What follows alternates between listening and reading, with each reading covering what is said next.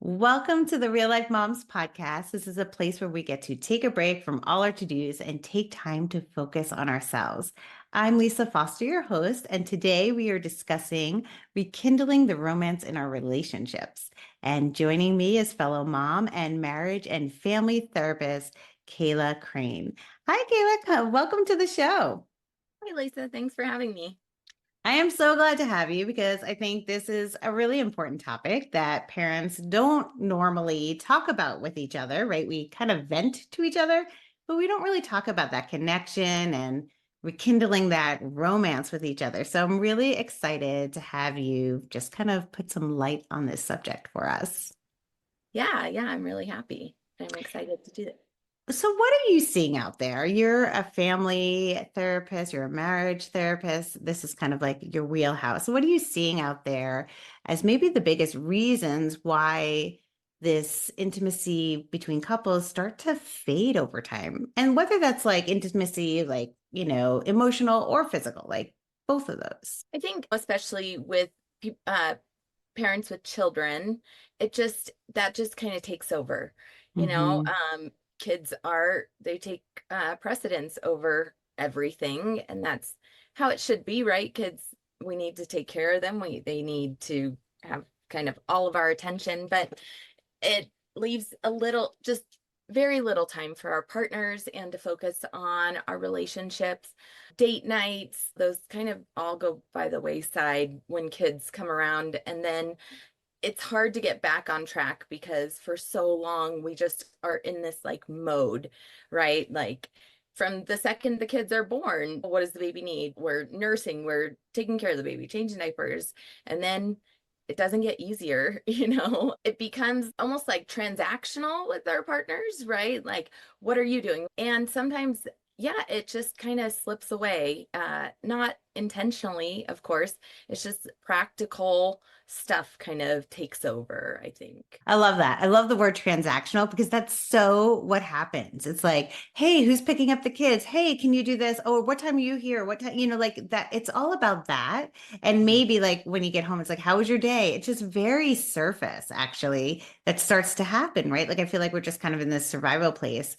And then when we do have more space, right, as our kids grow and maybe don't need us as much, right? As mine is starting to, I just like drop one off at college. So I'm starting to really get more space. And now I'm looking at my husband going, okay, now what?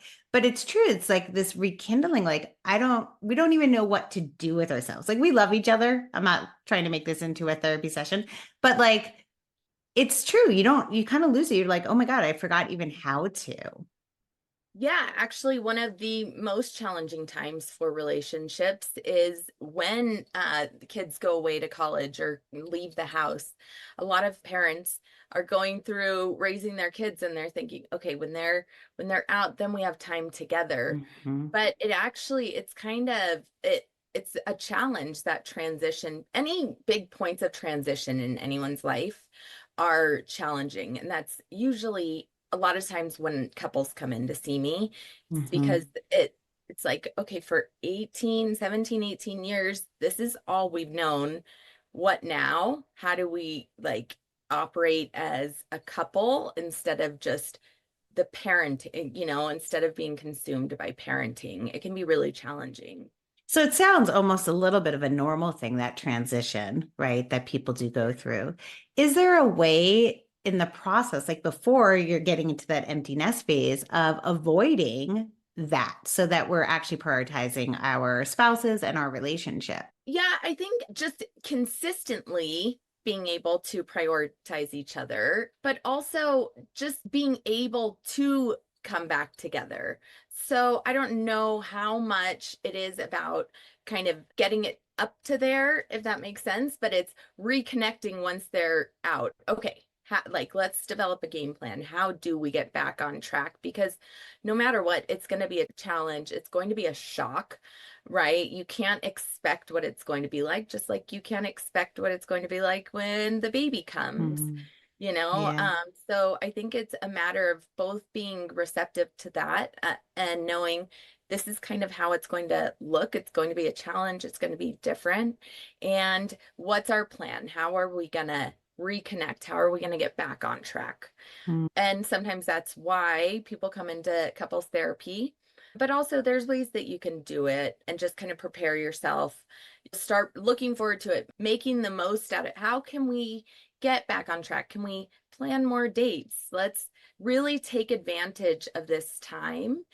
I think that's part of the challenge is a lot of times people just go on and the kids are gone, but they're still doing the same thing. They're still consumed by work and they're not using that extra time intentionally to build a stronger connection, if that makes Hmm. sense. Oh, it totally makes sense. And I love that you're saying this because it makes me feel so much more normal, honestly, that you can't really prepare for this. You can't, even though that you can prioritize your spouse along the way a little bit more, because I think some of us do that less than others, right?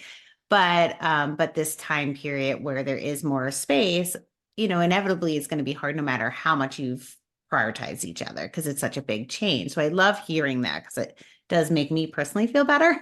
But yeah, exactly. I can see how that, like, you're so used to saying, talking about the same things. And listen, I just sent my daughter to college. She calls a lot, and we're still dealing with fires. So a lot of our conversation still is around her, even though she's away. So it doesn't necessarily stop parenting, just for those who think there's a light at the end of the tunnel. Not yet, people. There's a lot of things that come up, but yes, it's still a lot of conversations. But however, my husband and I have started talking about, and it's fun. Like, what does that future look like? What do we want to do next? And we have started doing more like, let's go out. Kids can stay home by themselves, or they're like totally adults now. They can do whatever they need to. Let's like reconnect with friends. So we're starting to see that and start talking about that too. So that's been really helpful. But I love knowing that it's like we're not behind the eight ball, actually. Yeah, yeah, definitely. And I think that's a good point, right? Having kids away, that creates a lot of anxiety too, right? They're going to college. What are they doing? Are they going out partying? Are they doing dangerous things? And not knowing what's going on, I think that can be a little bit consuming too. So being able to just recognize and accept this is how it's going to be. I don't think it's worth resisting because that's just reality. And I think there will be a set transition period. And I think eventually things will kind of settle down. You'll get more comfortable with it. But it is really important to look at it as exciting. This is something we can look forward to. Like, what can we do? How can we really utilize this time, prioritize each other, and just I think having those open conversations about it. What are our goals? Do we want to reconnect? And how do we go about doing that? Like, how can we really prioritize that and utilize this time that we might have been using to go to soccer games or taking kids places and doing all this stuff? Like, let's replace that. Instead of a soccer game on Saturday, let's go to a nice brunch together. And I think looking for those opportunities that you had to make time before, right? It Mhm. wasn't an option, but sometimes when it's you don't have to do that, it kind of, oh, okay, we'll just kind of relax on a Saturday. But utilizing that time, I think, to strengthen your relationship is really important. Yeah. And I do think like we change so much during these years, right? Like we're different before we're parents. Then we change when they're younger kids. And then actually we change again. Like there's so many phases of our own growth that I almost feel like it's so important to keep reconnecting with your spouse because you both are growing and evolving that you kind of have to relearn each other too. Yeah, that's a really good point. And to look at that, that can be really positive. It can be exciting, it can be fun, but still trying to connect throughout that whole process, right? Because if you're so distanced and you're not talking, you're not communicating, then it really feels like I don't know this person anymore. It's a stranger. But if you Mhm. guys are kind of growing together, talking about it, really communicating well, talking about the changes that we're seeing in ourselves and the struggles and what we're proud of. I think that can bring our partner in on that growth and those changes rather than kind of doing it independently. Yeah. Yeah, so true. So true. Yes. We do that all the time in my house. I'll be like, "Oh God, let me tell you about this and what I just learned and I'm really excited about this." And like he does the same and we definitely have definitely different tracks that we are interested in, but we both get very excited and we can listen and support each other. And I think that's been probably a game changer in our own relationship. Yeah. Now, if you were about to invent a soup, and in your soup, it's a healthy relationship soup, what are you putting into it as the ingredients? That's a good question. I've never been asked it that way, but probably a very typical relationship therapist answer, but it's accurate, is vulnerability. That's like the number one. When people ask, how do we keep the romance alive? It's always vulnerability. And when I get couples coming into me, they've been married for 30 years and they're just like, this is just boring. I'm not excited anymore. Or even sometimes I'll hear that phrase, I love my partner, but I'm not in love with them. Mm. And the key to get back on track, it's always vulnerability. It's so connecting when you hear your partner expressing what's difficult, what they're going through, how instead of them just being angry about something at work, if they come and say, I was really disappointed that I didn't get that promotion or I didn't get this important email back and I felt a little bit rejected, that encourages your partner to really empathize and, oh, let's come together. I don't want you to feel this way. And so, how can we work together to make you feel better rather than just kind of shutting your partner out? So, vulnerability is key. Empathy, definitely trying to understand what your partner is going through rather than just kind of dismiss it. Understanding that we're different people. And so, just because what I'm feeling bad about, you wouldn't feel bad about, you can still try to understand that I am feeling bad, right? You don't have to try to make sense of the reason why, because maybe that just doesn't connect with you. So if I was feeling, like I said, rejected because a certain email didn't come through, your partner might say, I wouldn't feel rejected for that. So who cares? But if they can take that feeling, the rejected feeling, they know what that feels like. For some experience in their life, I imagine they felt rejected. So connect in that way. Oh, that's really hard. I felt rejected before and it felt kind of lonely. I felt really unsure of myself or whatever it is. So you can connect that way, even if you don't agree on experiences.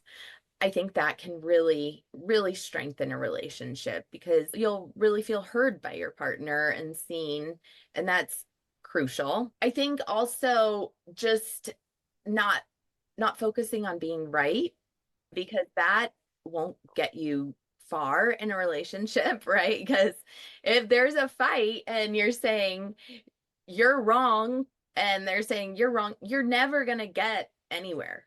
So like throw that out the window and focus on what are you feeling because you felt like they were doing something wrong, right? And then that's where you can work on. That's where that empathy and validation come in.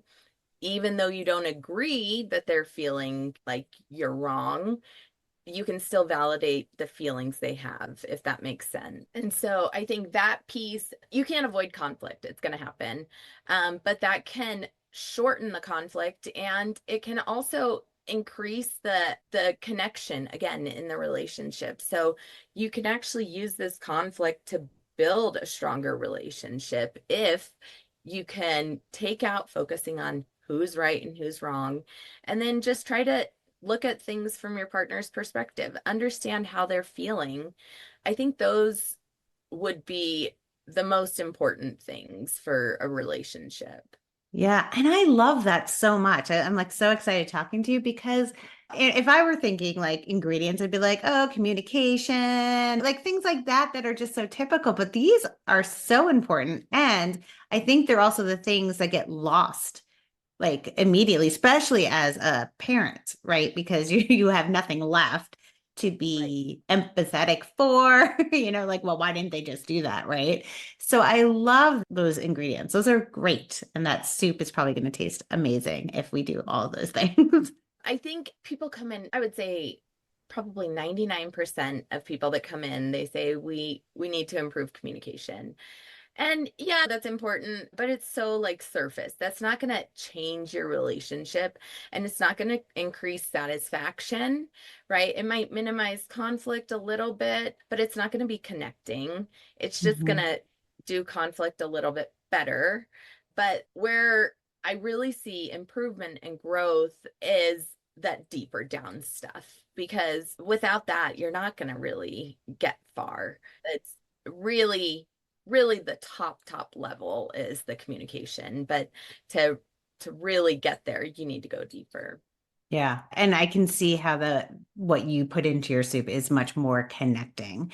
Yeah, that vulnerability and empathy, like that is so connecting. I love how you said that.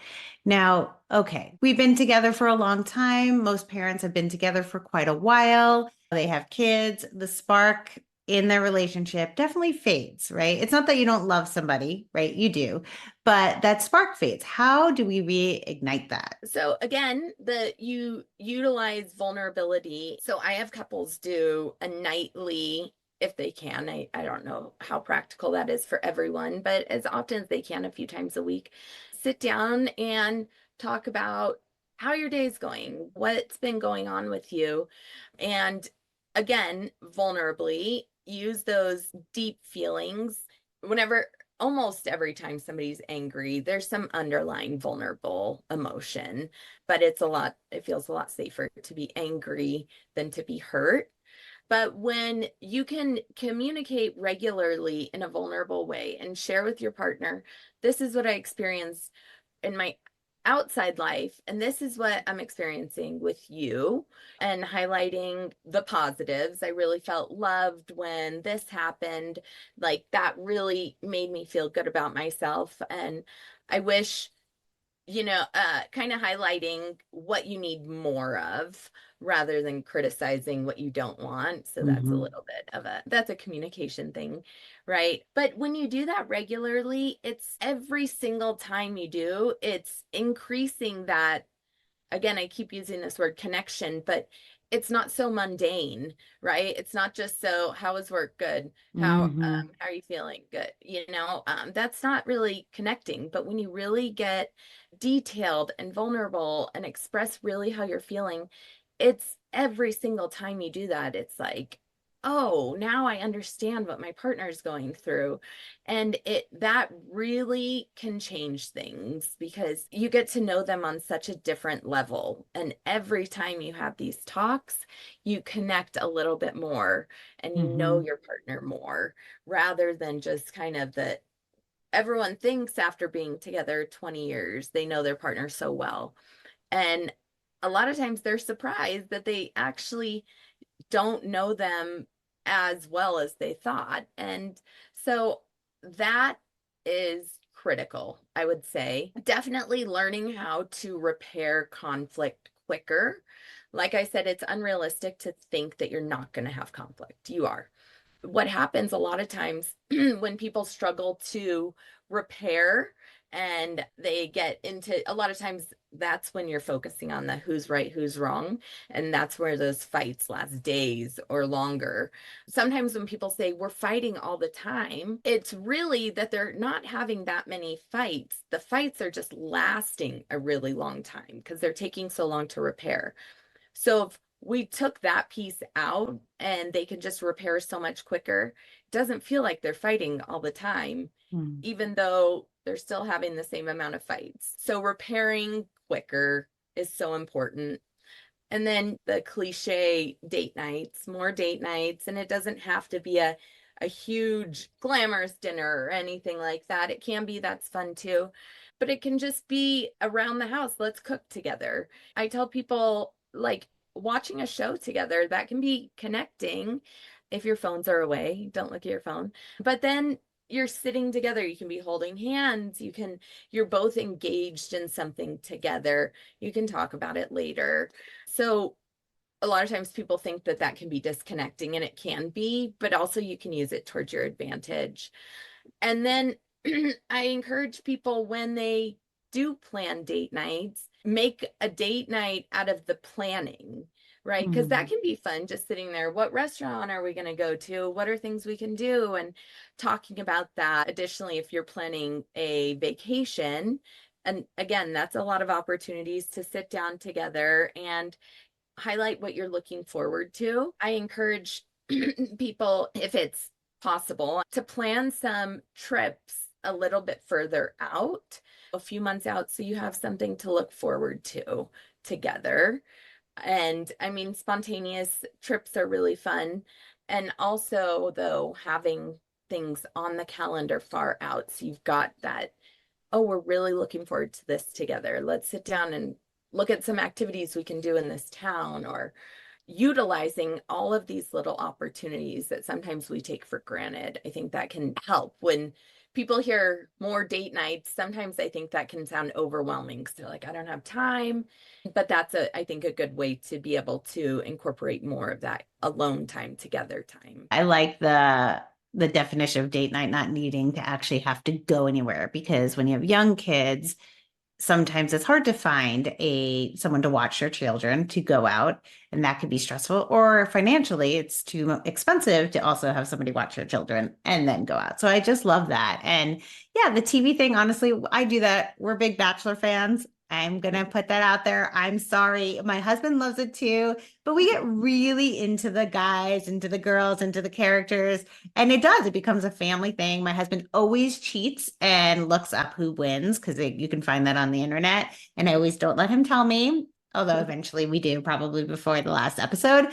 But yeah, it's just fun, even though it's TV, but it's free, it's time together, and it's something we have a lot of fun with. So yeah, I can totally see that being good too. It doesn't have to be this like romantic dinner, because honestly, that's not who we were before. We like went out for dinner, but like honestly, we'd rather go sit in a movie and bring a burger in than to like go to this romantic place. Anyway, that's who we were. So I think that's kind of just a great perspective too. Yeah, and especially something like that that's on weekly or something, you've got something to look forward to. And hey, we can pour some wine, have some cheese and crackers with it, make it a thing that we're excited about. That can actually be really fun, because again, it can be, like you said, a little intimidating to think, oh, we've got to get dressed up, we've got to find the babysitter, which can be a whole challenge in itself. And sometimes it's a little bit like people aren't looking forward to it.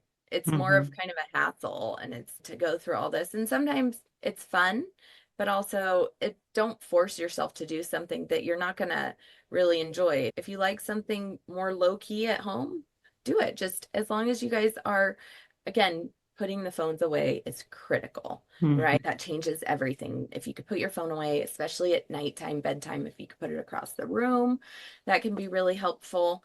But you can really make any experience together a connecting experience, as long as you're intentional about it. Now, for people who are really in the thick of this, where they have less time, how do they prioritize their significant other and still manage all the responsibilities of being a parent? I think first is getting help from your partner, because otherwise you're going to get resentful. I'm doing all this stuff and then I have to make time for you too. It's like, that's just another thing on my list if I'm not getting support, right? But when your partner can help, then you feel like a team. Let's take care of this together. And then we have time for each other. And so I think that's absolutely so important, to get that help from your partner and to really collaborate. How can we work together on this? And I think, just again, including each other in what's going on, even when you're overwhelmed, that can be what you're talking about. I'm really overwhelmed, and your partner just showing empathy and, hey, how can I help you? What can I do to make you feel less overwhelmed? And what can we do together? What would help? Do you want to go and get some coffee together? Do you want to go on a walk? Would that help? So again, being vulnerable, sharing that piece with how you're feeling rather than just feeling that way, because that's gonna build resentment. If you're feeling overwhelmed and people will say, they don't even realize how I'm feeling. And that is an expectation a lot of people hold, is their partner should just Mhm. know. Yep. And that's not realistic. It's not going to Right. happen. A lot of times I tell people, well, you're asking them to read your mind, and that's likely to be inaccurate what they're assuming. So just tell them. People sometimes think if I have to tell them, it means they don't get me or something. And no, if you have to tell them, that means they want to learn, they want to know more about you. So I think reframing that can be really, really important. That's huge because mind reading, no, we can't mind read. They can't mind read. That is not one of our skills, right? And when we do, it's usually we're reading their minds in a way that brings in our own stuff that is probably not even true. So, yeah, I think that communication, I had just had this conversation with my husband the other day about that because I was saying every time I do this, you say that, this is how I feel. So I guess I was doing the vulnerability thing, which is good. Yay.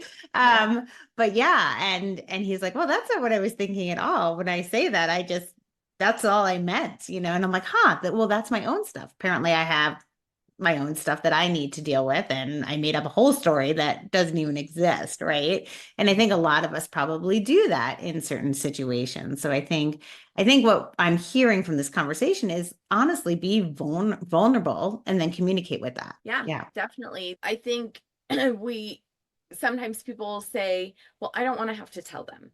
Like, I want flowers, but I don't want to have to tell them. And that's really setting your partner up for failure. I'm like, but isn't it more important that if you tell them, they'll do it? Because they Yeah. will. They just need to know. It doesn't mean they love you any less. They're demonstrating how much they love you because they want to know. And then you'll get it a lot of times. You just have to ask for it. Yeah, so true. Now, if you can tell the listeners one thing to start doing today, I have a feeling I might know what this is, but let's find out. What would you tell them to do? Yeah, just be vulnerable, right? When you guys get home from work, when you sit down, maybe after the kids go to bed, or taking 5 minutes and just talking about what you experienced that day, and asking your partner, what about you? What did you experience today? What was something that was hard for you? And tell me more about that. And because that part a lot of times just goes by the wayside, but it really gives us a lot of information about what our partner is going through. And if we don't have that information, we're going to make up stories in our head. That's just how human beings work. And we're going to think, oh, they're really mad at us, or I've done something wrong, or whatever it is. And maybe they just had a rough day at work. Maybe the car in front of them was being a jerk, whatever it is. But understanding that, and maybe it was something that they're upset with you about, but giving them an opportunity to tell you so you guys can kind of figure it out together. Yeah, I love that. So tell the listeners where they can find you and what you have to offer them. My website is www.southdenvertherapy.com. I am located in South Denver, and I can work with clients virtually all through Colorado, and I can do some couples coaching throughout the country or anywhere virtually. But yeah, and then on Instagram, Facebook, I can be found at southdenvertherapy.com. And thank you so much for coming today. I mean, honestly, I learned so much from you, and I'm really excited to honestly reconnect with my husband, even though we have been working on that already. But I feel like these have given me some just new skills to use during our conversation. So thank you so much. Yeah, I'm so happy to hear that. Thanks for having me. Thank you for joining us for this episode. I learned so much from Kayla. And if you want to connect with her, just click on the link in the show notes. And until next week, let's work on that actionable step of becoming more vulnerable in our conversations so that we can really reconnect and rekindle our relationship with our spouse.